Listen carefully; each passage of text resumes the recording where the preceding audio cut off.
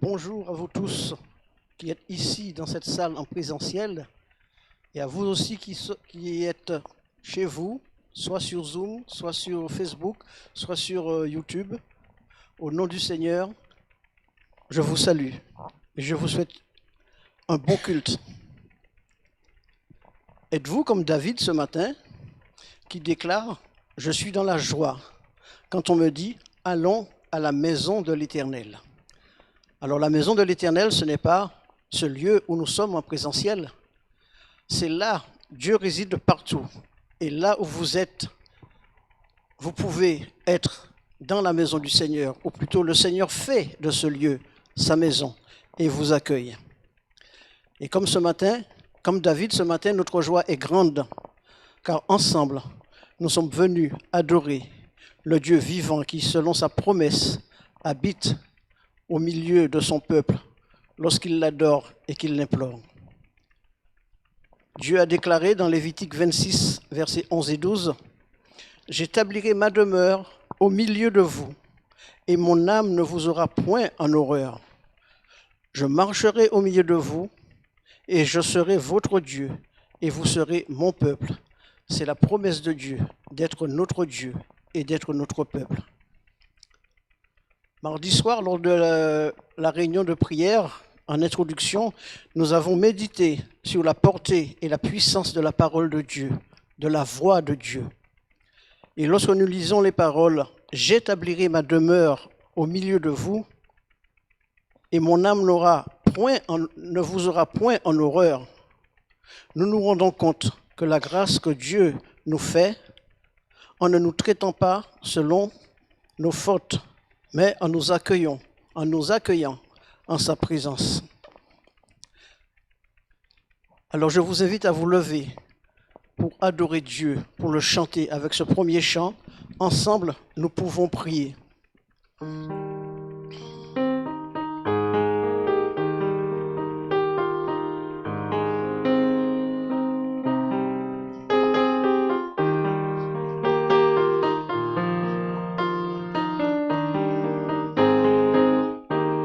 Ensemble nous pouvons chanter, ensemble nous pouvons prier, élever nos voix et adorer celui qui nous a réunis. Ensemble nous pouvons donner, ensemble nous pouvons porter nos fardeaux, nos joies, et proclamer l'amour que Dieu met dans nos vies. Tous ensemble,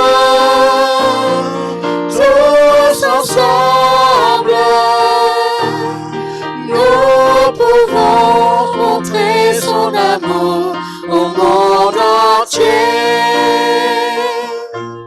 Ensemble nous pouvons chanter, ensemble nous pouvons prier, élever nos voix et adorer celui qui nous a réunis.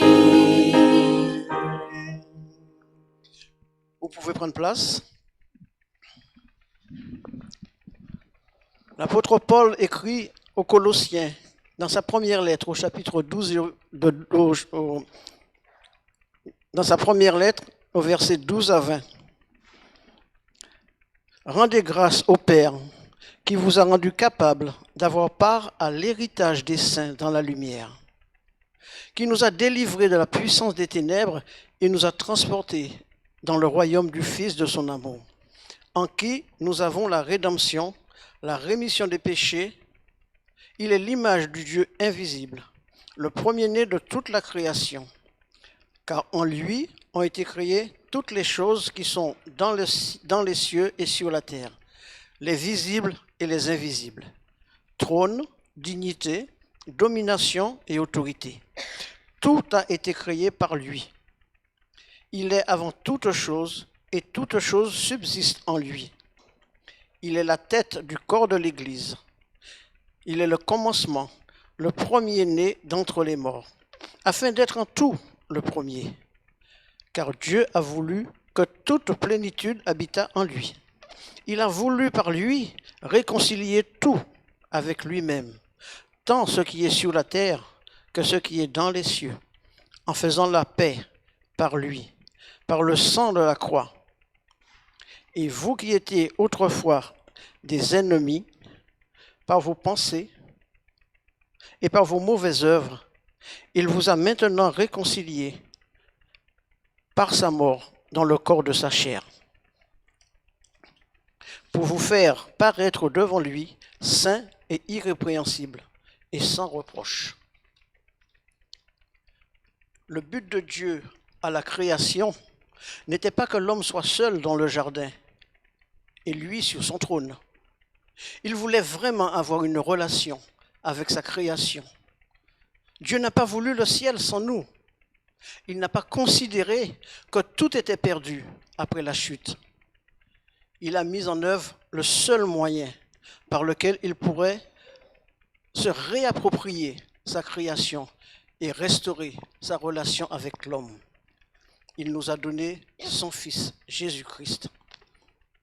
Et lorsqu'il est venu, il a annoncé qu'il était le chemin, qu'il était la lumière, qu'il était le seul moyen de réconciliation avec Dieu. Alors je vous invite à vous lever pour chanter ce cadeau que Dieu nous a fait et pour louer son nom. Christ est la lumière du monde.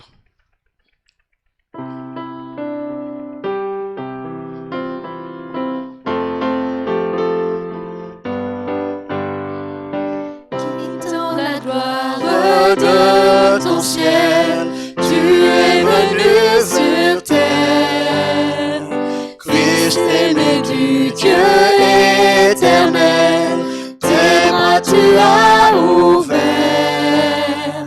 Ta grâce a bouleversé le cours de notre humanité. Nous crions ensemble, victoire, Christ est la lumière du monde, que sa gloire recouvre la terre, puissance infinie qui libère. Son nom est saint, il est saint, il est saint.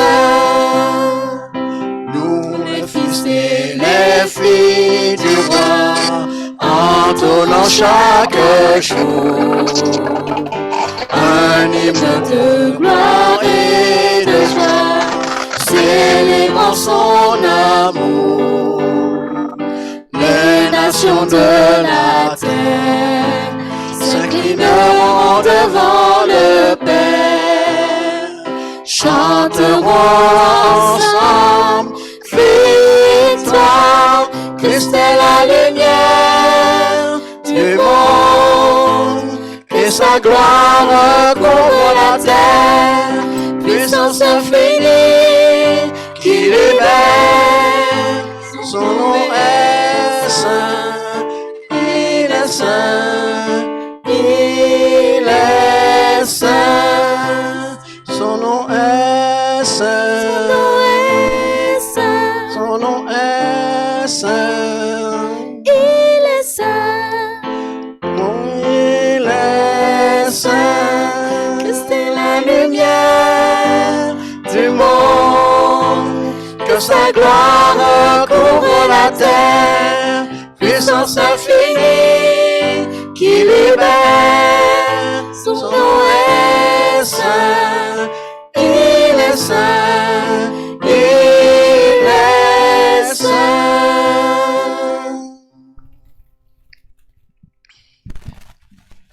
Et déclarons notre appartenance à ce Père, comme Jésus l'a appelé lorsqu'il était sur la croix.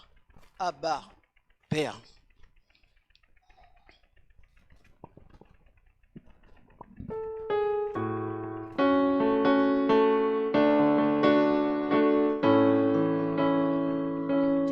Bien avant le chant qui créa l'univers,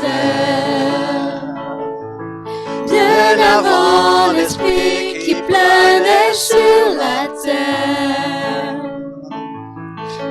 bien avant que tu ne formes de la poussière. Oh, oh, tu rêvais du jour où tu pourrais m'aimer. bien avant les premiers battements de mon cœur, bien avant que je m'éveille à ta douceur, bien avant mes doutes, mes joies et ma douleur. Oh, oh, tu rêvais du jour où je pourrais t'aimer. Tu rêvais du jour où je pourrais t'aimer.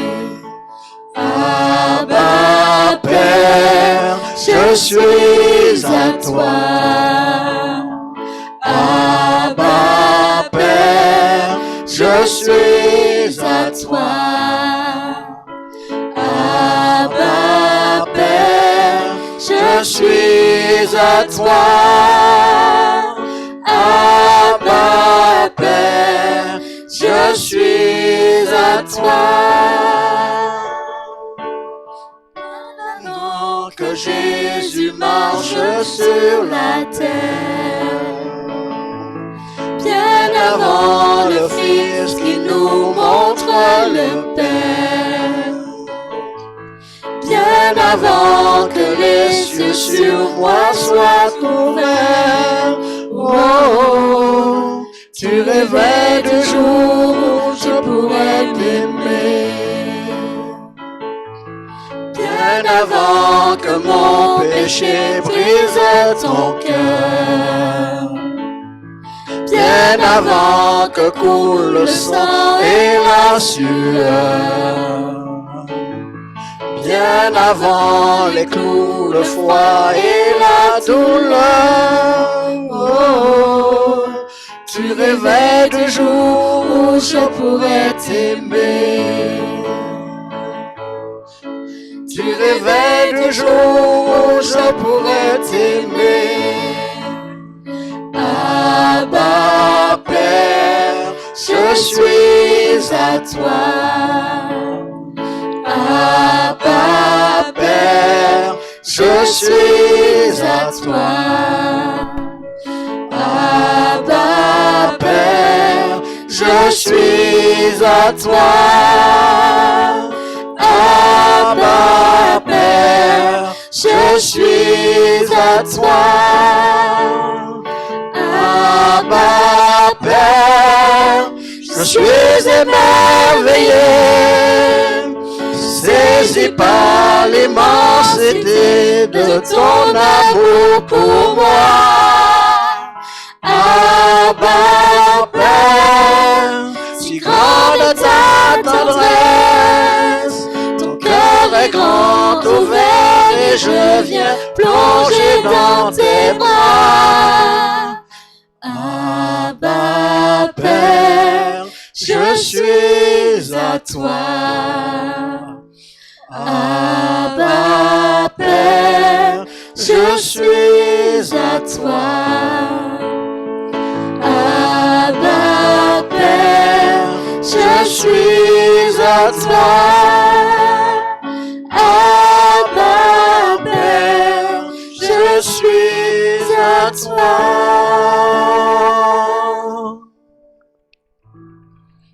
Vous pouvez prendre place.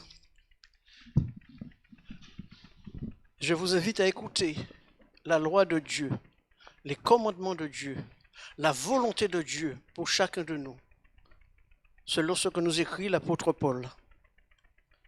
Veillez, demeurez ferme dans la foi, soyez courageux, soyez forts, agissez en tout avec amour. Aidez-vous les uns les autres à porter vos fardeaux. Vous obéirez ainsi à la loi de Dieu. Rejetez le mensonge, que chacun dise la vérité à son prochain, car nous sommes tous ensemble membres d'un même corps. Ainsi, il n'y a pas de division dans le corps, mais les différentes parties ont toutes un égal souci les unes des autres. Ne prononcez aucune parole mauvaise. Dites seulement des paroles utiles qui aident les autres à progresser dans la foi et répondent à un besoin pour faire ainsi du bien à ceux qui vous entendent. N'attristez pas le Saint-Esprit de Dieu. En effet, c'est l'Esprit Saint qui produit en vous l'amour, la joie, la paix, la patience, la bienveillance, la bonté, la fidélité, la douceur et la maîtrise de soi. Soyez bons et pleins d'affection les uns pour les autres. Pardonnez-vous réciproquement comme Dieu vous a pardonné en Jésus-Christ.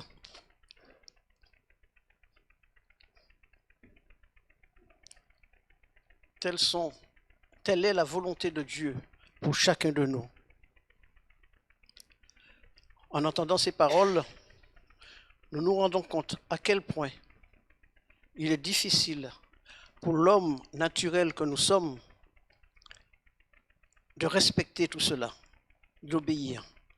La parole nous dit, si nous faillons sur un seul de ces commandements, nous faillissons sur tout.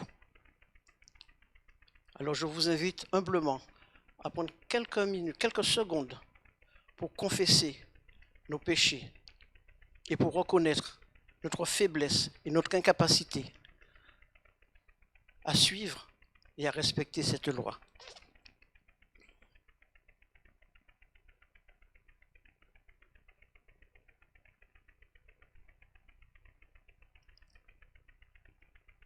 Père Tout-Puissant et miséricordieux, qui nous a créés pour ton service et pour ta gloire, nous confessons que nous avons violé tes commandements et péché contre toi. Nous t'avons offensé par nos actes, par nos paroles, par nos pensées et par les affections coupables de nos cœurs. Nous n'avons pas fait ce que tu nous ordonnes et nous avons fait ce que tu nous défends. Notre faute est d'autant plus grande que nous avons été plus éclairés. Tu as gravé ta loi sur nos consciences. Tu nous as fait connaître ta volonté par ta parole. Tu nous as révélé la grandeur de ton amour en nous donnant ton Fils. Nous sommes donc, ô Dieu, sans excuse. Et si tu nous traitais selon ta justice, aucun de nous ne pourrait subsister devant toi. Mais Seigneur, nous implorons ton pardon. Aie pitié, Père de grâce, pour l'amour de Jésus-Christ, ton Fils bien-aimé, qui a versé son sang pour nous sur la croix. Crée en nous un cœur nouveau qui t'aime et une volonté qui soit soumise à la tienne. Amen. Et je vous invite à rester dans cette attitude d'humilité et de soumission pour chanter tel que je suis, sans rien à moi.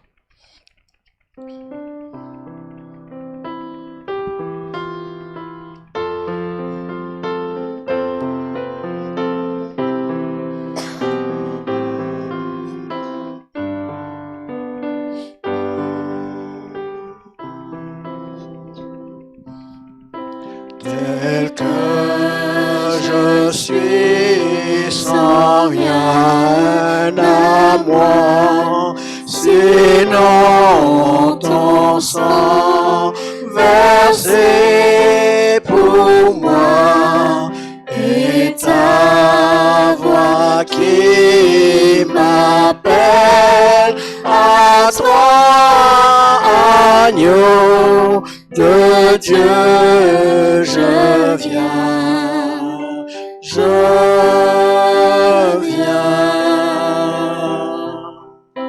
tel que je suis bien vacillant, en proie au doute, à chaque instant, plutôt dehors, crainte au-dedans, agneau de Dieu, je viens.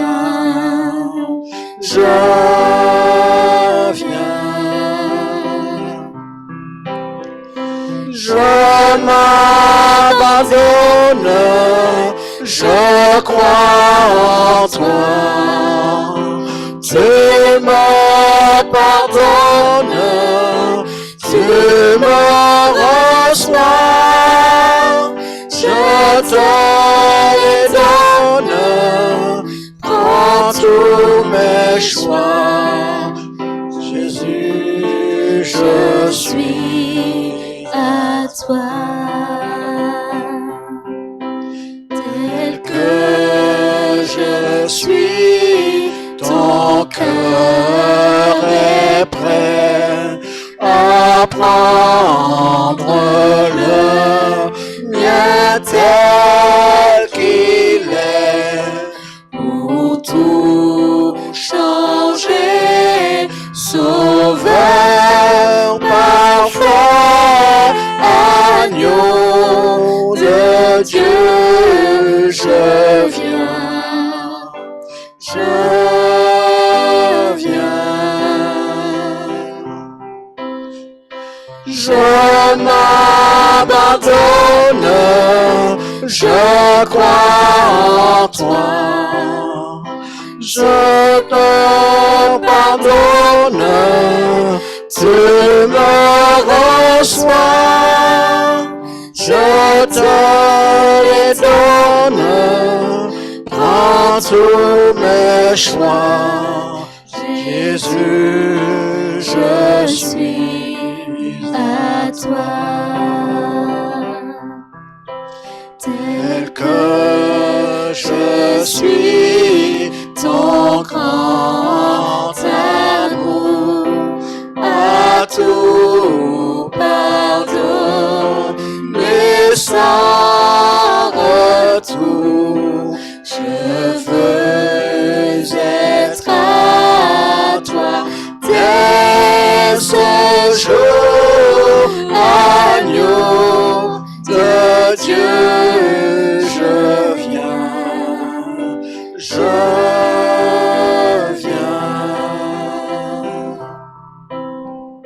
je m'abandonne, je crois en toi.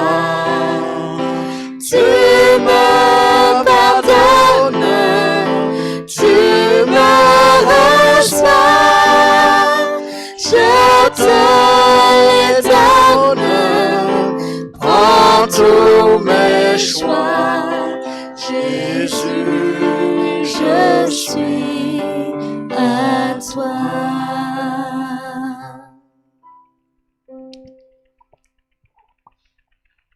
Écoutez les paroles de pardon que Dieu nous adresse de la bouche d'Ésaïe le prophète au chapitre 44, les versets 21 à 23.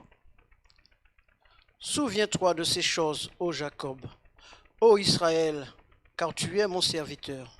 Je t'ai formé, tu es mon serviteur. Israël, je ne t'oublierai pas. J'efface tes transgressions comme un nuage et tes péchés comme une nuée. Reviens à moi, car je t'ai racheté. Cieux, réjouissez-vous, car l'Éternel a agi. Profondeur de la terre, retentissez d'allégresse, montagnes éclatées de joie. Vous aussi, forêt, avec tous vos arbres, car l'Éternel a racheté Jacob. Il a manifesté sa gloire à Israël. Et à la place des titres Jacob et Israël, chacun de nous, nous pouvons mettre notre nom, car c'est ce que l'Éternel a fait pour nous.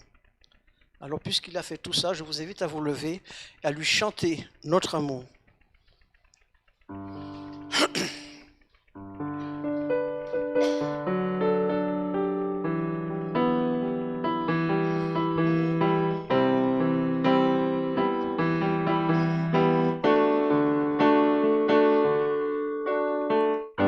Je veux chanter un chant d'amour pour mon Sauveur,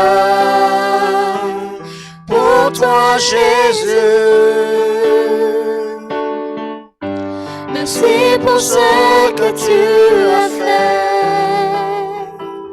Tu es si précieux. Jésus mon sauveur.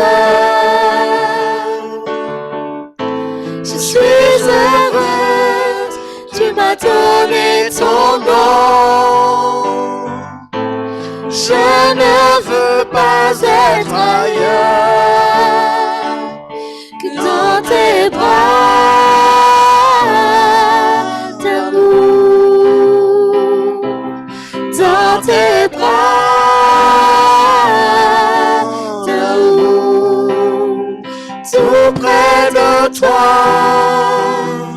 contre ton cœur, dans tes bras d'amour.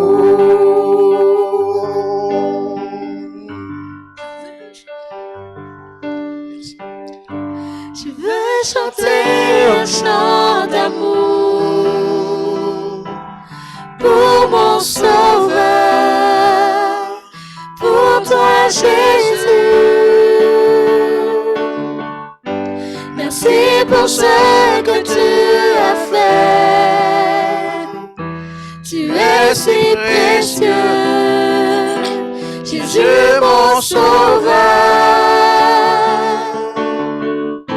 Je suis heureux, tu m'as donné ton nom. Je ne veux pas être ailleurs que dans tes bras d'amour, dans tes bras d'amour, tout près de toi, contre ton cœur, dans tes bras d'amour. Je vous invite à rester debout pour écouter la confession de foi. Nous croyons en Dieu, le Père de notre Seigneur Jésus-Christ, qui, selon sa grande miséricorde, nous a régénérés par la résurrection de Jésus-Christ d'entre les morts, pour une espérance vivante et pour un héritage qui ne peut ni se corrompre, ni se souiller, ni se flétrir, et qui nous est réservé dans les cieux. Nous croyons que nous avons été rachetés par le sang précieux de Christ, comme d'un agneau sans défaut et sans tache. Jésus-Christ est mort une seule fois pour les péchés, lui les justes pour des injustes, afin de nous amener à Dieu. Mis à mort selon la chair, il a été rendu vivant selon l'esprit. Monté au ciel, il est à la droite de Dieu. Les anges, les pouvoirs et les puissances lui ont été soumis. Nous croyons que la parole du Seigneur demeure éternellement. Cette parole est celle qui nous a été annoncée par l'Évangile. Car poussés par le Saint-Esprit, des hommes ont parlé de la part de Dieu. En Christ, nous sommes une race élue, un sacerdoce royal, une nation sainte, un peuple racheté, afin d'annoncer les vertus de celui qui nous a appelés des ténèbres à son admirable lumière.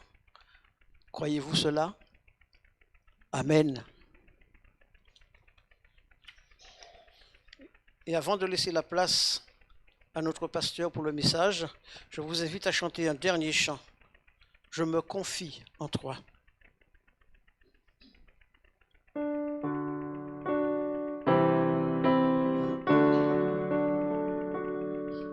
Je me confie en toi. Je sais que tu es mon Dieu. Mon avenir est dans ta sûre main. Oui, dans ta sûre main. Je te bénis, Seigneur. Tu es mon puissant sauveur. Oui, ton amour pour moi durera toujours. Pour moi durera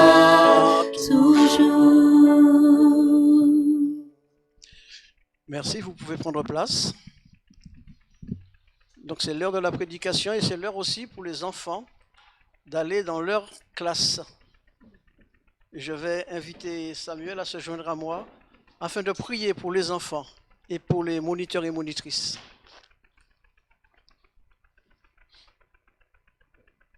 Les enfants, vous pouvez venir jusqu'ici avec vos moniteurs et monitrices.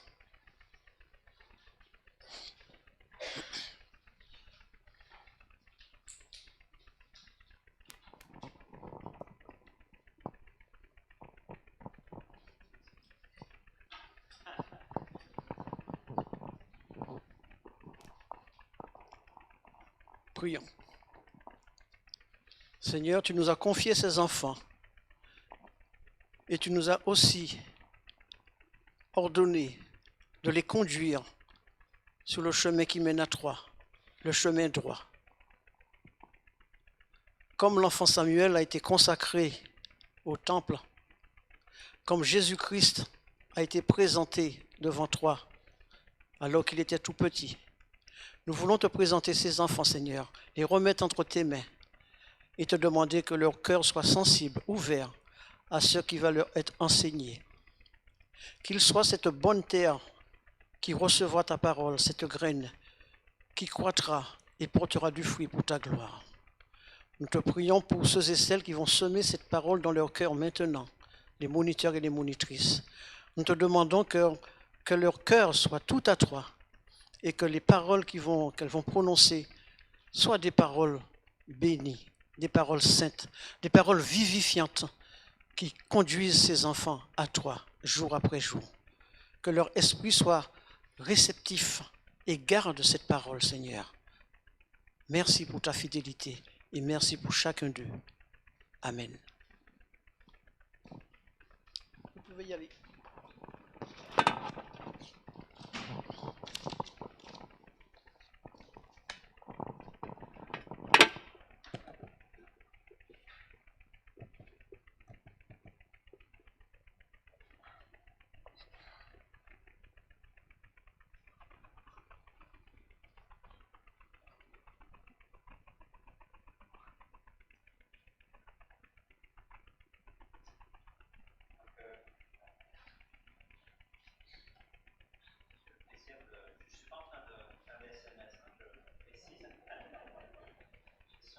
Ma Bible.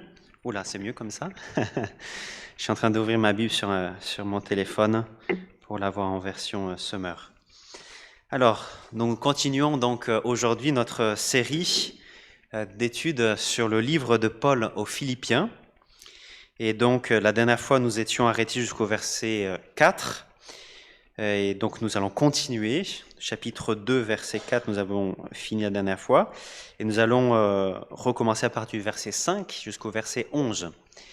Alors, simplement, je vais relire à partir du verset 1 du chapitre 2 pour avoir un peu le contexte dans lequel ce texte que nous allons étudier aujourd'hui a été écrit. Donc, la lettre de Paul aux Philippiens, chapitre 2, verset 1 jusqu'au verset 11, je vais lire. N'avez-vous pas trouvé en Christ un réconfort, dans l'amour un encouragement, par l'Esprit une communion entre vous? N'avez-vous pas de l'affection et de la bonté les uns pour les autres?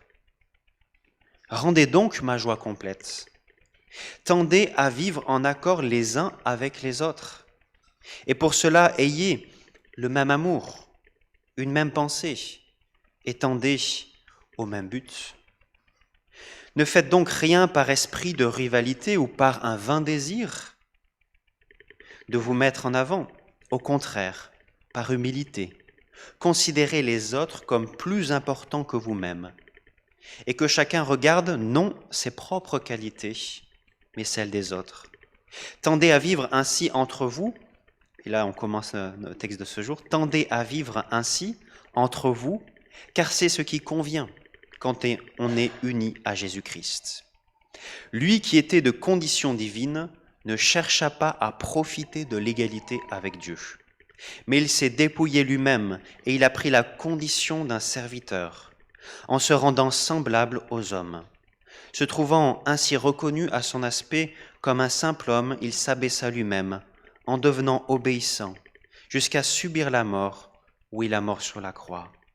C'est pourquoi Dieu l'a élevé à la plus haute place et lui a donné le nom qui est au-dessus de tout nom, pour qu'au nom de Jésus tout être s'agenouille, dans les cieux, sur la terre et jusque sous la terre, et que chacun déclare Jésus-Christ est Seigneur, à la gloire de Dieu le Père. Amen. Je vous invite à prier pour demander au Seigneur de bénir ce temps de méditation de sa parole. Seigneur, nous avons besoin de toi ce matin pour comprendre ta parole, pour que ça soit une compréhension pas simplement non plus intellectuelle, mais une compréhension, une application pour nos émotions, pour nos relations, Seigneur. Seigneur, que ta parole puisse être comme cette épée dont nous parle Paul, qui va à la moelle, jusqu'aux plus petites choses dans notre corps. Seigneur, que ta parole, oui, transperce peut-être nos boucliers, nos armures que nous pouvons mettre pour nous défendre de tous.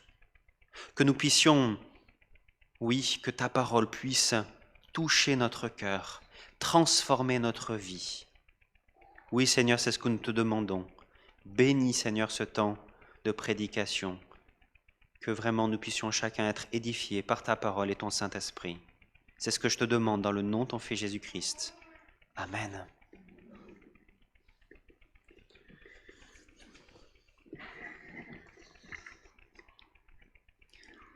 Ce texte que je vous ai lu, qui du verset 5 au verset 11, je dirais, est une perle parmi les perles, un trésor parmi les trésors. Tellement ce texte est tellement extraordinaire, tellement merveilleux sur Jésus-Christ, qui il est et ce qu'il a fait pour nous. Ici, il n'y a pas vraiment de meilleur texte dans le Nouveau Testament qui nous parle de Jésus-Christ et de ce qu'il a fait. Des générations et des générations de commentateurs, d'étudiants de la parole ont sondé ce texte, ont été encouragés par ce texte, ont médité sur ce texte. Ici, ce texte, sans doute, Paul a tiré ce texte d'un hymne ou d'une confession de foi chrétienne de la première Église. Nous découvrons que déjà dès la première Église et dès le début de l'Église, nous voyons que la vision, la pensée de l'Église concernant Jésus est déjà bien profonde. Alors, comme je vous l'avais dit la semaine dernière, l'humilité est la clé pour une vie d'Église unie. Pour être unis ensemble dans l'Église, il faut être humble. Et ici, Paul sait très bien qu'il ne suffit pas de prêcher. Ce n'est pas à coup de prédication que nous pouvons changer. Bien sûr, et c'est pour ça qu'il y a une prédication ce matin, nous croyons que c'est le premier pas. Mais nous croyons que nous avons besoin d'autre chose, d'une incarnation de cette humilité. Et cette incarnation de l'humilité, c'est Jésus-Christ. Nous avons besoin d'un exemple et c'est Jésus-Christ. Comment vivre l'humilité? C'est Jésus-Christ qui nous l'apprend dans ce texte. Ici, dans ce verset 5 à 11, comment est-ce que Jésus est notre exemple pour l'humilité? C'est d'abord, il s'est dépouillé, c'est la première chose qui nous est dite. Deuxième chose, il est devenu serviteur jusqu'à la mort. Et comment Jésus est humble ici, comment il nous montre l'humilité, c'est aussi en étant exalté. Donc Jésus ici s'est dépouillé tout d'abord. Jésus s'est dépouillé, il est dit au verset 6 et 7, « Lui qui dès l'origine est de condition divine, ne chercha pas à profiter de l'égalité avec Dieu, mais il s'est dépouillé lui-même, il a pris la condition de serviteur, il se rendit semblable aux hommes en tout point, et tout en lui montrait qu'il était bien un homme. » Jésus-Christ était à la fois homme et Dieu. Jésus, le Fils de Dieu, n'a pas commencé à exister avec sa naissance terrestre. Il est le Fils de Dieu depuis toujours. Il est l'alpha, l'oméga, il n'a ni début ni fin. Jean dit, au commencement il était avec Dieu, tout a été créé par lui. Rien de ce qui a été créé n'a été créé sans lui. En même temps que Jésus était Dieu, il était aussi, et il est, homme. Il était comme nous. Il n'avait pas un halo de lumière au-dessus de lui. Il n'avait pas seulement les apparences d'un homme. Il était vraiment un homme. Il a souffert la faim, il a été fatigué, il a ressenti les douleurs, il a ressenti la tentation, les pressions humaines. Jésus est homme et Dieu. Et il y a eu beaucoup d'hérésies au fur et à mesure des années, des siècles, concernant cette double nature de Jésus. Jésus 100% homme, 100% Dieu. On peut en citer 3 rapidement. L'arianisme au IIIe siècle qui disait que Jésus n'était pas pleinement Dieu. Le docétisme qui disait que Jésus, le Fils de Dieu sur cette terre, n'était pas vraiment un homme. Il avait seulement, vous savez, comme un déguisement d'homme. Et il y a le sabellianisme qui ne distingue pas le Jésus homme du Jésus Dieu. Très tôt, l'Église a cru que Jésus-Christ est 100% homme, 100% Dieu. Il faut ni séparer, ni confondre, ni distinguer. Il faut unir ces deux natures sans les confondre et les distinguer sans les séparer. Alors peut-être vous me dites qu'ici, on aurait pu parler de cela en études bibliques et cela ne nous concerne pas beaucoup aujourd'hui, de parler de la double nature de Jésus-Christ. Pourtant, nous sommes régulièrement confrontés à des personnes qui croient soit que Jésus n'était qu'un homme, soit que Jésus n'était ni homme ni Dieu. Peut-être, par exemple, nous connaissons par exemple les témoins de Jéhovah. Les témoins de Jéhovah qui ne croient pas que Jésus-Christ était le Fils de Dieu. Ils ne croyaient que c'était qu'une créature qui a servi Dieu. Et nous connaissons bien sûr aussi les musulmans qui croient que Jésus a bien existé, mais que ce n'était qu'un prophète. Donc cette question de double nature est très importante, de savoir qu'est-ce que nous croyons face à d'autres personnes qui croient différemment. Peut-être que vous dites aussi que ce n'est pas très important pour nous de savoir que Jésus est à la fois homme et à la fois Dieu. Pourtant, c'est extraordinaire les conséquences qu'il y a pour nous de cela. Premièrement, c'est parce que Jésus est à la fois homme et Dieu qu'il peut être un parfait médiateur, qu'il peut à la fois représenter les hommes, qu'il peut prendre sur lui aussi notre péché en tant que Dieu, il peut représenter aussi Dieu, la partie lésée, il peut prendre sur lui la colère et nous sauver par cela. Ensuite, si Jésus est homme et Dieu, aussi on peut rentrer en contact avec Dieu. Si Jésus, il dit à un moment, « Celui qui m'a vu a vu le Père ». Nous n'avons donc pas d'autre chemin à trouver que Jésus-Christ. Jésus-Christ est le seul chemin parce que Jésus est à la fois homme et Dieu. Jésus aussi, du fait qu'il est homme et Dieu, nous pouvons ressembler à notre Père céleste parce que Jésus-Christ est l'essence même de Dieu et représentait Dieu sur cette terre. Enfin, si le Fils de Dieu s'est fait homme et a vécu les mêmes souffrances, cela veut dire aussi qu'il peut compatir à nos propres souffrances. Quel encouragement pour toutes nos difficultés, toutes nos épreuves. Nous savons que Jésus-Christ n'a pas simplement une connaissance intellectuelle, mais une connaissance véritable de ce que ça veut dire souffrir parce que lui-même a vécu toutes les souffrances que nous pouvons vivre dans cette vie et même bien plus.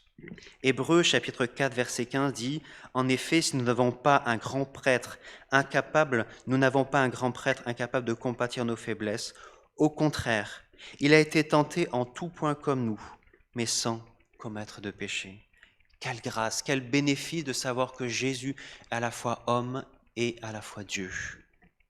Mais Jésus, ce qui est extraordinaire, c'est que Jésus, ici, en venant sur cette terre, a abandonné toutes ses prérogatives, toute sa gloire qu'il méritait pourtant. Il est Dieu quand même. Et pourtant, il est venu dans ce monde pour nous sauver. Jésus-Christ, en se faisant homme, a décidé d'être serviteur. Quelle merveille! Jésus-Christ a souffert les pires souffrances que nous pouvons imaginer. Mais nous, des fois, lorsque nous souffrons, nous nous disons « Ah, je mériterais bien une petite chose en compensation. » Et peut-être ces petites choses en compensation vont être des mauvaises choses. Peut-être ça va être un péché de gourmandise, parce que j'ai vécu une très mauvaise journée, donc je mérite quelque chose. Jésus-Christ n'a pas fait ça. Jésus-Christ a souffert et pourtant il a été obéissant jusqu'à la fin, jusqu'à la mort à la croix. J'aime bien cette illustration que j'ai trouvée dans un livre qui parle de cela, qui parle de cette incarnation de Jésus. Dans une partie de l'Afrique, le chef est l'homme le plus fort du village, soit par sa sagesse, soit par sa force physique. En tant que chef, il porte une très large coiffe et une grande et belle robe de cérémonie. Un jour, un homme transportant de l'eau hors d'un puits profond tombe dans ce puits et se casse la jambe. Il est étendu au fond et personne n'est capable d'aller le chercher parce qu'il faut aller tout en bas, le reprendre sur ses épaules et le remonter à bout de bras. Ici, ce grand chef, on le prévient qu'il y a cette chose qui s'est passée. Et Jésus, ce grand chef, qu'est-ce qu'il va faire? Il va enlever sa grande coiffe, il va enlever sa grande robe de cérémonie. Il va aller au fond, il va aller chercher cet homme et le ramener à l'air libre pour qu'il puisse être rétabli, qu'il puisse panser ses blessures. C'est ce que Jésus a fait pour nous. Il est venu nous sauver, il a mis de côté sa gloire, ses prérogatives qu'il méritait, pour venir dans ce monde afin de nous sauver. Est-ce que lorsque le chef a enlevé sa coiffe, sa robe, est-ce qu'il n'était plus chef? Bien sûr que oui. Est-ce que Jésus a-t-il cessé d'être Dieu lorsqu'il est venu nous sauver? Bien sûr que non. Et il y a ici un modèle puissant un modèle puissant pour le leadership, pour tous ceux qui ont des responsabilités. Et nous avons tous des responsabilités à des niveaux différents. Des responsabilités en tant que mari, en tant que femme, des responsabilités en tant qu'ancien, en tant que pasteur, des responsabilités aussi peut-être en tant que chef au travail. Peut-être nous avons des responsabilités en tant que frères et sœurs. Nous avons chacun des responsabilités. Et ici, nous avons à imiter ce leadership de Jésus-Christ. C'est un leadership de service qui n'a pas rechigné à enlever tout ce qui était de ses apparats, de ses prérogatives, de sa gloire pour venir dans ce monde et nous sauver. Ici, Jésus nous enseigne un modèle de leadership et un leadership de serviteur. Je dirais que c'est complètement le contraire qu'on voit dans notre monde. C'est plutôt nos leaders, malheureusement, touchés par le péché. C'est plutôt l'objectif, c'est se servir au lieu de servir les autres, malheureusement. Mais nous sommes appelés à refléter Jésus-Christ et à refléter ce leadership qui est là pour servir au lieu d'être servi.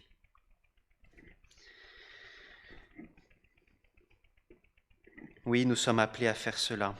Et nous sommes appelés aussi à renoncer à nos droits. Servir, ça veut dire aussi renoncer à nos droits, même qui peuvent être légitimes. Peut-être combien de fois vous arrivez à votre maison, fatigué, usé, et pourtant peut-être il y a un enfant ou il y a quelqu'un que vous savez que vous devez téléphoner. C'est un droit légitime, peut-être vous vous dites, de me reposer enfin après cette dure journée. Mais c'est là aussi ce que nous sommes appelés à la suite de Jésus-Christ. Renoncer peut-être à des droits légitimes pour le bien de notre prochain, pour la gloire du Seigneur. Oui, nous sommes appelés à renoncer, même à des droits qui nous paraissent légitimes. Et qui sont légitimes? Le droit de se reposer. Et souvent, dans ce renoncement, dans ce sacrifice, dans ce service, peut-être ça vous est déjà arrivé, on se dit, mais ce que je donne, là, je donne un peu plus, je donne plus à cette personne, mais est-ce qu'il le vaut bien? Peut-être des fois quand on donne de l'argent dans la rue, on se dit, mais est-ce qu'il ne va pas aller le dépenser pour boire de l'alcool ou des choses comme cela? Et pareil, dans l'église, on se dit, mais je donne ça, mais est-ce que vraiment ça en vaut la peine? Si le Seigneur avait dû se poser cette question, est-ce que ça vaut vraiment la peine de venir dans ce monde? Il ne serait pas venu. Il est venu alors que nous étions ennemis. Et donc nous devons aider, renoncer, servir l'autre, non parce qu'il le vaut bien, parce que personne ne le vaut, mais nous devons le faire gratuitement comme Christ l'a fait. Jésus a fait cela. Nous ne devons pas agir face à l'autre parce qu'il a agi positivement vis-à-vis de moi. Et dans le couple, peut-être des fois c'est le cas. Des fois, dans le couple, on se dit, mais il m'a fait telle chose et je veux plus agir positivement par rapport à l'autre. Je veux pas faire des efforts parce qu'il m'a déçu par rapport à ci ou à ça.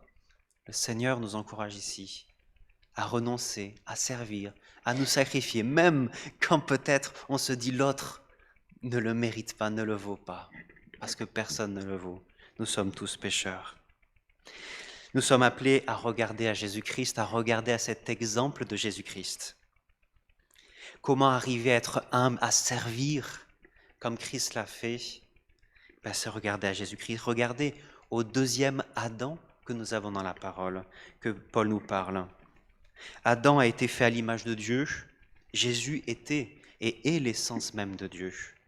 Adam, en mangeant du fruit défendu, voulait être comme Dieu. Jésus s'est fait homme. Adam voulait s'exalter et Jésus s'est donné. Adam était mécontent d'être serviteur de Dieu. Jésus a pris la forme d'un esclave. Adam a rejeté avec arrogance la parole de Dieu en désobéissant. Jésus a obéi jusqu'à la mort sur la croix. Adam a succombé à la tentation. Jésus a résisté à la tentation et a même vaincu le tentateur. Adam a porté la malédiction par son péché. Jésus-Christ a porté la malédiction sur lui pour notre salut. Jésus a pris sur lui la croix, la malédiction de notre péché. Adam a été condamné. Jésus-Christ a été exalté.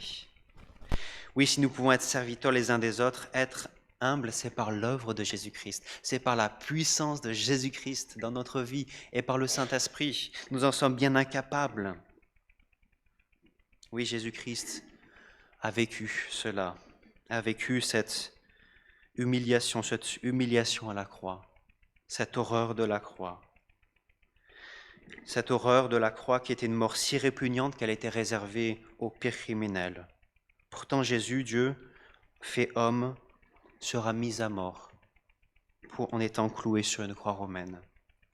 Là, il sera nu, exposé publiquement, considéré comme un ennemi de l'Empire, condamné comme un blasphémateur contre Dieu.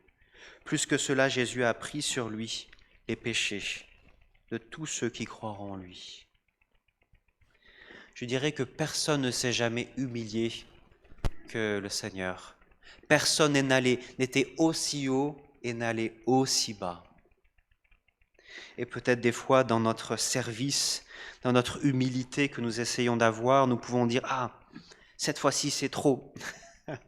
Cette fois-ci c'est trop. Je mérite mieux que cela. Je mérite mieux que d'être traité comme cela. » Mais il n'y a pas trop. Regardant Jésus-Christ, on ne peut pas mériter, on ne peut pas être plus humble que le Seigneur, plus humble que notre Maître. On doit être comme notre Maître. Oui, nous sommes appelés à être humbles comme notre Maître. Oui, nous sommes appelés à être humbles et pour cela, regardons à Jésus-Christ. Troisième chose qui, pour vivre cette humilité, c'est l'exaltation de Christ. Jésus n'est pas que descendu, il est aussi remonté. Remonté en détruisant les œuvres du diable, détruisant la colère que nous méritions pour nous donner la vie éternelle. Je dirais c'est un peu comme un homme fort, vous savez, qui doit prendre un objet très très lourd. Et il doit se plier d'abord. Il doit aller jusqu'à plus bas que terre pour récupérer cet objet très lourd, pour après reprendre tout cela avec lui et l'amener haut. C'est ce qu'a fait Jésus-Christ. C'est ce qu'a fait Jésus-Christ. Jésus s'est abaissé et Dieu l'a relevé. Nous lisons au verset 9 et à 11, « C'est pourquoi Dieu l'a élevé à la plus haute place et lui a donné le nom qui est au-dessus de tout nom, pour qu'au nom de Jésus, tout être s'agenouille dans les cieux, sur la terre, jusque sous la terre, et que chacun déclare Jésus-Christ est Seigneur, à la gloire de Dieu le Père. Dieu a été ressuscité des morts. Dieu a ressuscité des morts son Fils, excusez-moi. Dieu l'a élevé au-dessus de la terre. Et c'est ce qu'il a fait pour nous. C'est ce qu'il a fait ici. Il a été élevé. Et la première des conséquences de cette exaltation, c'est qu'il a reçu le nom qui est au-dessus de tout nom. À sa naissance, vous savez, nous l'avons fêté il y a quelques semaines, il a reçu quel nom? Il a reçu Jésus. Dieu sauve. À son exaltation, lorsqu'il est retourné auprès de son Père, à la droite de son Père, il a reçu le nom de Jésus est Seigneur. Jésus est Seigneur. Ça ne veut pas dire que Jésus n'était pas Seigneur avant, que le Fils de Dieu n'était pas roi avant. Bien sûr qu'il était roi. Mais il a manifesté sa royauté en ayant la victoire sur le péché, sur le mal et sur notre ennemi Satan.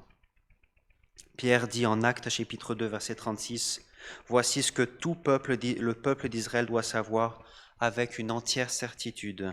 Dieu a fait Seigneur et Messie, ce Jésus que vous avez crucifié. »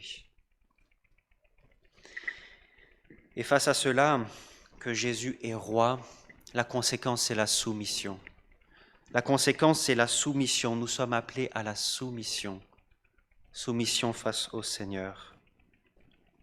Et c'est ce qu'il est dit, que toutes créatures se soumettront à Jésus-Christ, reconnaîtront son autorité. Ça ne veut pas dire que tous vont, parce que ici, soumission, ça veut dire aussi comme nous, on rencontre le président, on le respecte, on se soumet à son autorité, on reconnaît son autorité. Mais ce n'est pas pour ça forcément qu'on croit en lui. Et c'est pareil par rapport à Jésus-Christ. À la fin des temps, tous se soumettront, tous seront obligés de reconnaître son autorité. Mais nous sommes soumis, nous sommes appelés à nous soumettre au Seigneur. Ici, je vous avais dit la semaine dernière que pour être humble, il faut reconnaître Jésus comme sauveur.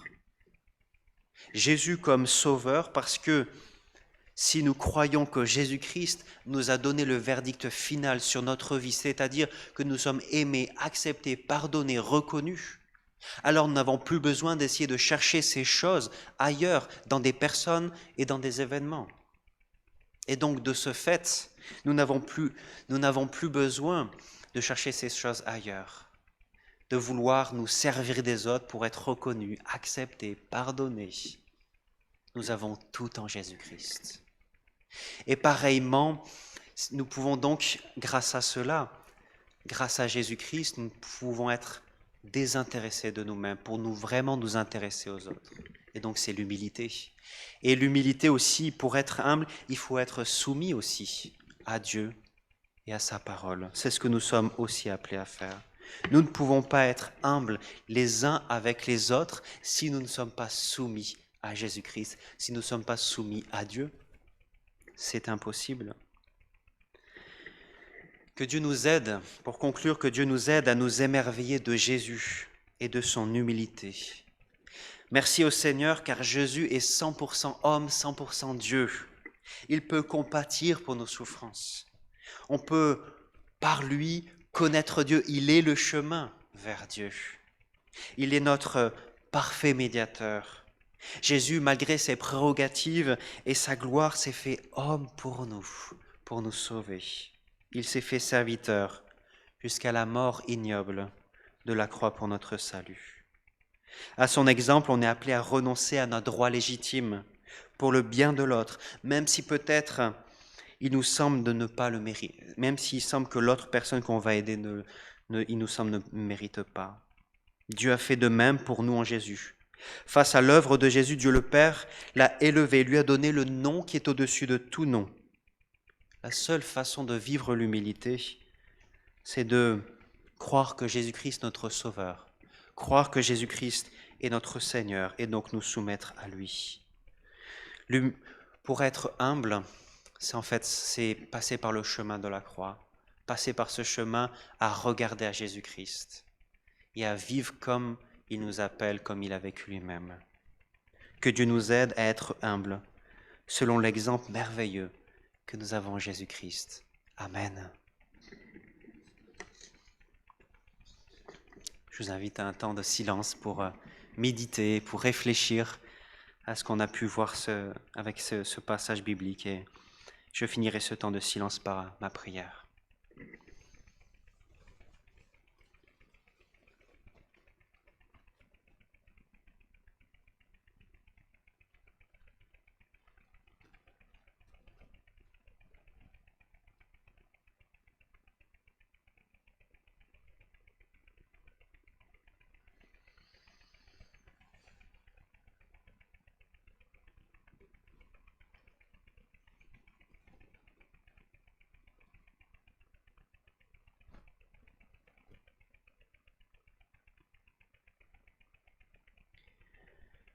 Oui, Seigneur, nous voulons te remercier, Seigneur, parce qu'on a du mal même à imaginer tout l'abaissement que tu as vécu pour nous.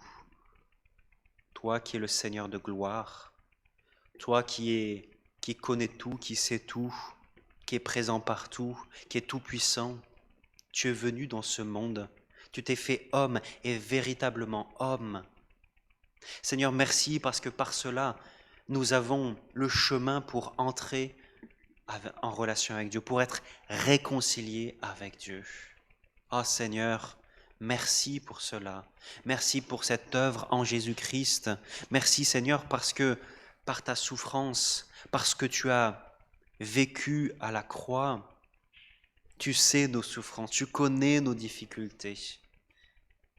Seigneur, quel encouragement, quelle consolation dans nos difficultés, dans nos maladies, dans les épreuves les plus dures.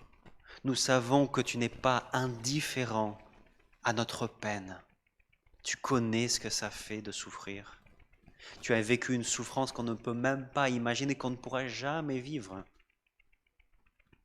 Mais Seigneur, nous savons que tu as vécu cette souffrance et cela nous remplit de consolation, de joie au sein de la détresse. Seigneur, aide-nous à t'imiter, toi qui sers, toi qui as servi jusqu'à mourir à la croix pour nous, qui a renoncé à tout. Aide-nous à renoncer à certains droits, peut-être qui même sont légitimes, pour le bien de l'autre, pour toi, Seigneur. Aide-nous, Seigneur, face à la souffrance, à ne pas vouloir compenser cette souffrance par des péchés, par des choses mauvaises que nous allons faire, comme la gourmandise ou toute autre chose, Seigneur. Seigneur, aide-nous à, oui, Seigneur, à renoncer à nous-mêmes comme tu l'as fait, à être humble comme tu l'as été, Seigneur, à la croix. Seigneur, vraiment, nous avons besoin de toi pour cela. Et Seigneur, nous savons que nous pouvons vivre l'humilité qu'en reconnaissant que tu es notre Sauveur, que tu as donné le verdict final. Nous sommes aimés, acceptés, et cela ne changera jamais. Que Seigneur, tu nous aides à servir l'autre en étant désintéressés de nous-mêmes parce que tu nous donnes tout ce que nous avons besoin. Seigneur, aide-nous à nous soumettre à toi, à nous soumettre aux autorités pour véritablement être de bons serviteurs. Pas des serviteurs rebelles, des serviteurs qui veulent choisir, Seigneur, ce qu'ils veulent obéir. Mais Seigneur, que nous puissions véritablement être soumis pour véritablement être humbles. C'est un vrai défi, Seigneur, parce que tu connais notre nature, à vouloir chercher ailleurs qu'en toi l'amour, l'acceptation, la reconnaissance, et vouloir être notre propre roi. Seigneur, change nos cœurs et aide-nous, Seigneur, à être humbles en trouvant tout en toi. C'est ce que je te demande dans le nom de ton Fils Jésus-Christ. Amen.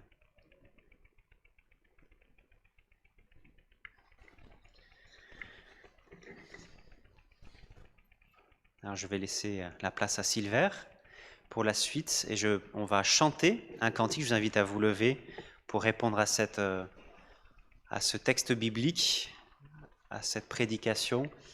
Donc c'est « Tu es venu jusqu'à nous ».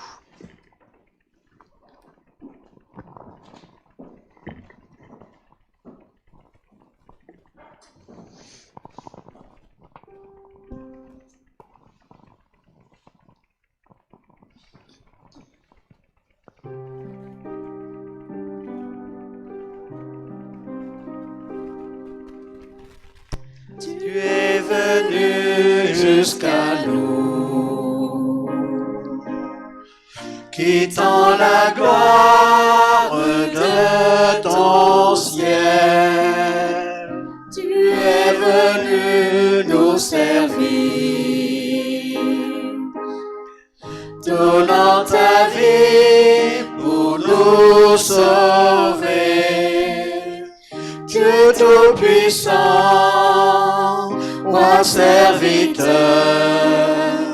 tu nous appelles tous à te suivre et à t'offrir nos corps en sacrifice. À toi l'honneur, roi serviteur. Parle-nous donc à servir, en laissant Christ régner en nous, car en aimant nos prochains, c'est Jésus-Christ que nous servons. Dieu Tout-Puissant, roi serviteur, tu nous appelles tous à te suivre et à t'offrir nos corps en sacrifice. À toi l'honneur, roi serviteur. Merci, vous pouvez vous asseoir.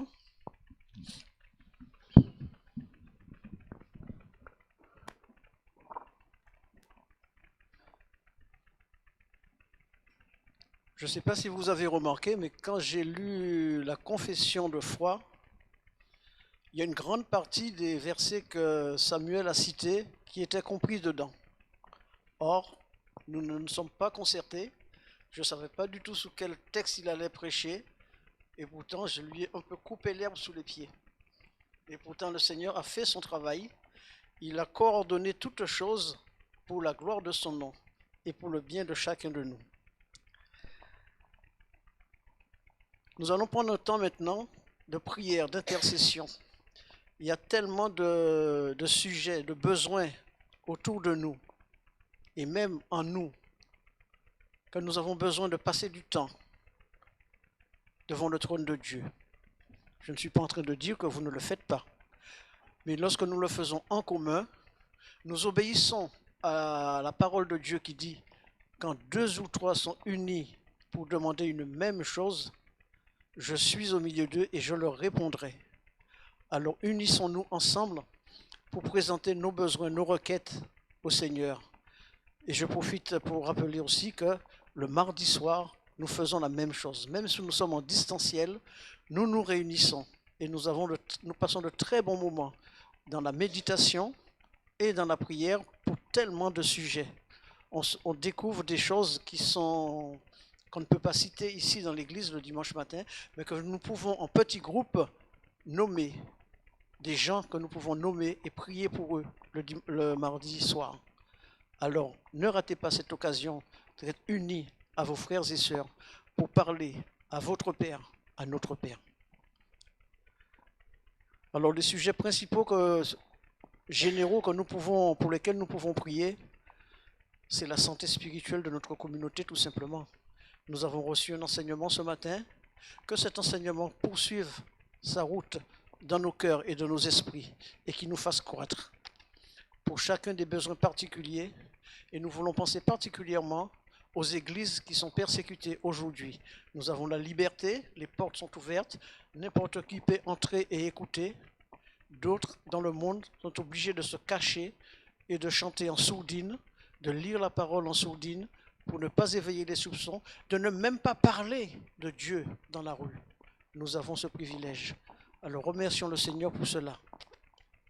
Que chacun prenne un instant pour dire un petit mot à Dieu sur ces sujets-là et sur d'autres sujets qui sont sur vos cœurs, et je terminerai moi-même.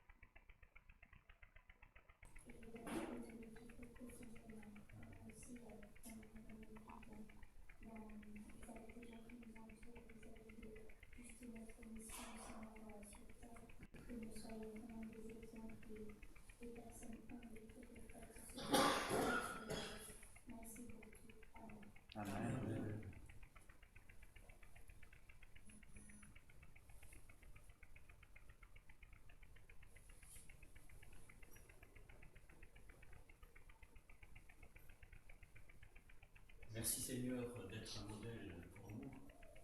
Et merci aussi pour ta promesse fidèle de nous accompagner tous les jours qui passent.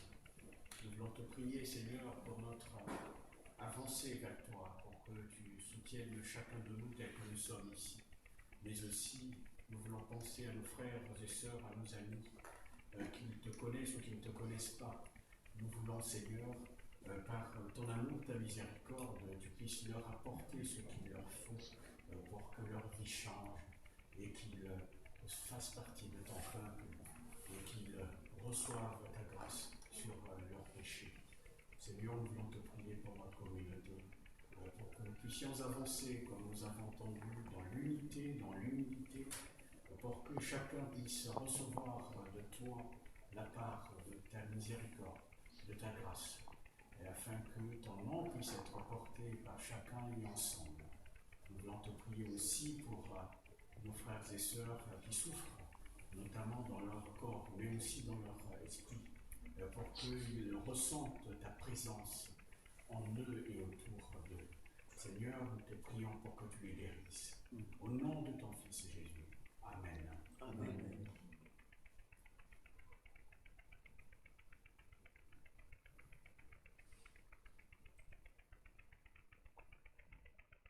Seigneur, nous voulons te bénir, te remercier pour la liberté que tu nous donnes en Jésus-Christ. Mais par la bouche de l'apôtre Paul, tu nous as dit, ne faites pas de cette liberté un prétexte de vivre selon la chair. Nous voulons, Seigneur, te prier que ton esprit soit répandu sur le cœur de chacun des membres de cette communauté, Seigneur, et que nous puissions vivre cette liberté dans la joie, que nous puissions vivre cette liberté dans la reconnaissance, Seigneur, que nous n'oublions pas ceux qui n'ont pas cette liberté, non pas qu'ils ne le méritent pas, Seigneur, mais nous sommes dans un monde qui n'est pas le nôtre, Seigneur. Et à cause de cela, certains sont persécutés.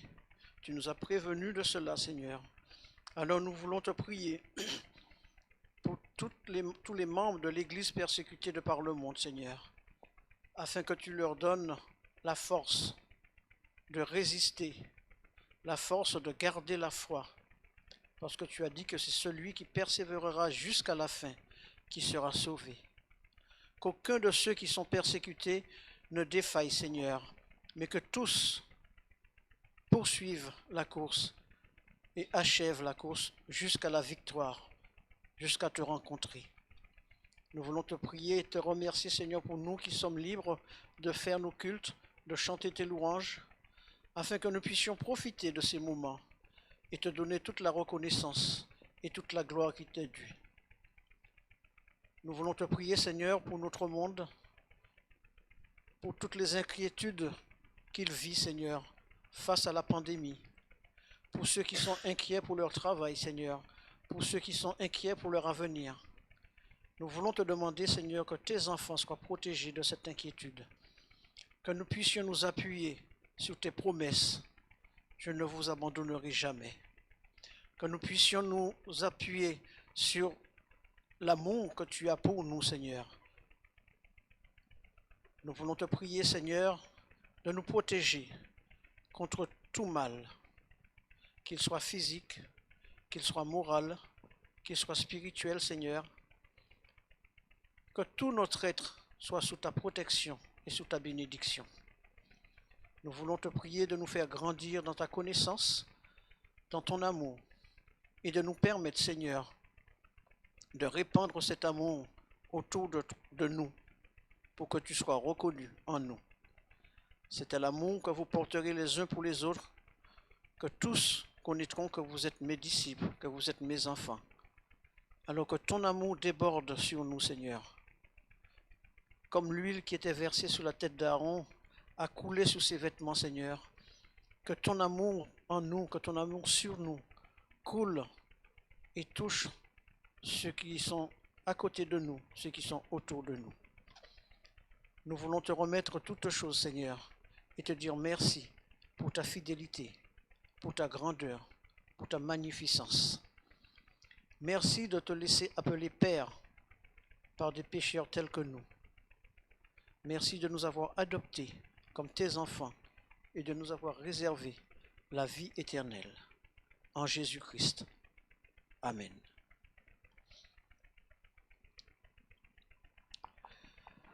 Alors, c'est le moment de l'offrande. Moment un peu difficile pour certains, agréable pour d'autres, mais quand même utile. C'est pas notre trésorier qui me contredirait. Alors, nos frères et sœurs vont passer dans les rangs pour recueillir ce que vous avez mis de côté pour le Seigneur. Et sachez qu'il n'y a pas que ce moyen de donner quelque chose à Dieu. Il y a aussi les virements, il y a aussi PayPal, et il y a aussi, qu'est-ce qu'il y a d'autre? Les chèques, mais ça peut se faire ici, ça peut s'envoyer par la poste. Tout ce que vous donnez, ce n'est pas à l'Église que vous le donnez, c'est à Dieu. En vous souvenant que tout ce que vous avez, c'est Dieu qui vous l'a donné d'abord. Alors pendant que nos frères passent dans les rangs, je vais demander à notre pianiste de nous faire un petit remplissage musical. Merci. Il y a les annonces aussi, effectivement. Oui, je ne les connais pas. Je sais seulement qu'il y avait des manifestations cette semaine par rapport à l'unité des chrétiens et que certaines choses ont été annulées. Alors je laisse la place à Paul. Bonjour à toutes et à tous. Alors, ce qui a été annulé, c'est le concert de lundi qui était prévu dans le cadre de la semaine de prière. Donc, lundi 17, ce concert n'aura pas lieu. C'est plusieurs chorales qui allaient se produire ici dans notre église, dans nos locaux. Bon, il y a une annonce aussi qui me semble importante à faire. Notre pasteur, à partir du lundi 24 janvier, part au Brésil pour, vous savez, il est dans une configuration conjugale internationale. Donc, il part au Brésil pour rendre visite à sa belle famille. Évidemment, Aline sera avec lui et ça va durer 2 semaines, 3 semaines, je crois. 3 semaines. Donc, c'est dans le cadre de son congé annuel. C'est tout à fait normal. Et nous prierons donc pour notre pasteur et Aline aussi, notre sœur, pendant ce séjour. Que le Seigneur vous garde. Mais dimanche, je crois que tu es encore avec nous. Bon, voilà. Dimanche, mais au moins tout le monde est au courant déjà 1 semaine avant. Voilà, c'est très important pour notre communauté. Cette absence, ça sera du 24 janvier au 14 février.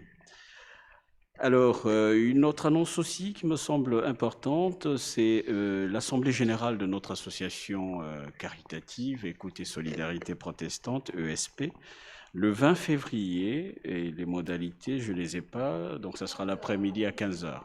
Voilà, ça va être précisé d'ici là. Et puis, préparez-vous aussi à l'Assemblée générale ordinaire et extraordinaire de notre association cultuelle qui aura lieu le 13 mars, mais ça sera dans la matinée, c'est-à-dire nous aurons un culte écourté et donc à la suite de quoi se fera l'assemblée générale en présentiel. Donc justement, c'est pour éviter des occasions de multiplier des occasions de rencontres, ce qui effectivement n'est pas de bon ton par cette période de Covid très sensible.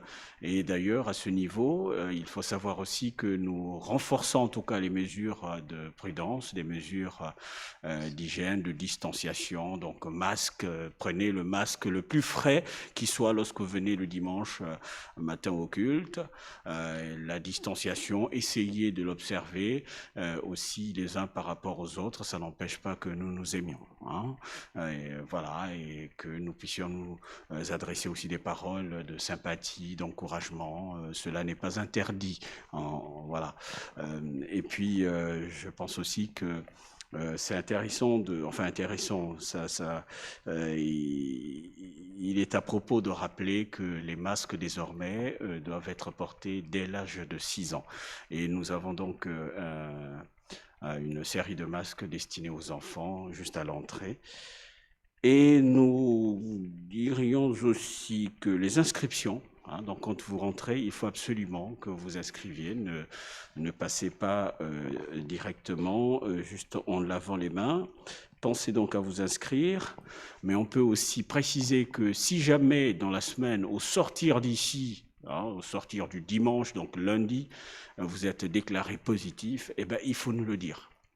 Ça, c'est une obligation organisationnelle, devenue aussi cultuelle. Donc, si quelqu'un, parce que lorsqu'on est là le dimanche, parfois on peut être négatif, et puis lundi, on se découvre positif, ou mardi, en ce moment-là, il faut nous le dire pour que nous puissions aussi aviser nos frères et sœurs qui éventuellement deviennent peut-être des cas contacts pour pouvoir effectivement faire les tests. Alors, Cora, écoutez, c'est tout. Voilà. Souhaite bonne fin de culte à chacun. Peut-être que le pasteur voudra ajouter quelque chose. Samuel. D'accord. Bon, donc il y a les réunions en semaine, comme l'a rappelé Sylvain. Ce sont des expériences intéressantes, très enrichissantes. Le mardi, donc à partir de 20h30, et ça se fait exclusivement Zoom, mais aussi le jeudi, études bibliques à partir de 20h30 pour tout le monde, sinon le mercredi, 20h30 pour les jeunes et les ados, c'est le samedi, donc à 18h30. Ouais. Ce samedi. Dans toutes les mauvaises nouvelles, il y a quand même une bonne nouvelle. Le pass sanitaire ou le pass vaccinal n'est pas obligatoire pour venir au culte. Pas de souci, vous pouvez venir, vacciné ou pas, vous pouvez venir, il n'y a pas de souci. Nous arrivons à la fin de notre culte. Je vous invite à vous lever pour recevoir l'exhortation avant de chanter un dernier chant et nous séparer. C'est l'apôtre Paul qui nous dit: puisez votre force dans l'union avec le Seigneur et dans sa grande puissance. L'Esprit Saint fortifiera vos cœurs afin que vous soyez saints et parfaits devant Dieu notre Père, quand notre Seigneur Jésus viendra avec tous ceux qui lui appartiennent. Amen. Alors nous voulons voir Jésus élevé. C'est ce que vous voulez durant toute cette semaine, n'est-ce pas? Nous voulons voir Jésus élevé.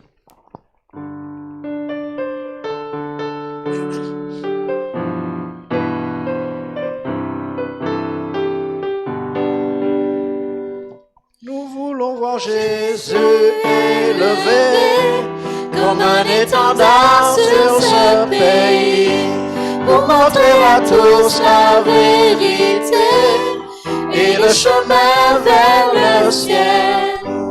Nous voulons voir Jésus élevé comme un étendard sur ce pays, pour montrer à tous la vérité et le chemin vers le ciel. Nous voulons voir Jésus élevé.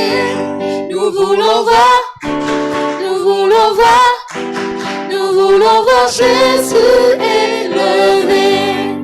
Pas à pas allons de l'avant, peu à peu gagnons du terrain. La prière est notre puissance, les murailles s'écroule à terre, à terre, à terre, à terre. Nous voulons voir Jésus élevé Comme un étendard sur ce pays, pour montrer à tous la vérité et le chemin vers le ciel. Nous voulons voir Jésus élevé comme un étendard sur ce pays, pour montrer à tous la vérité et le chemin vers le ciel. Nous voulons voir, Nous voulons voir, nous voulons voir Jésus élevé. Nous voulons voir, nous voulons voir, nous voulons voir Jésus élevé. merci et bon dimanche à tous. Que Dieu vous bénisse.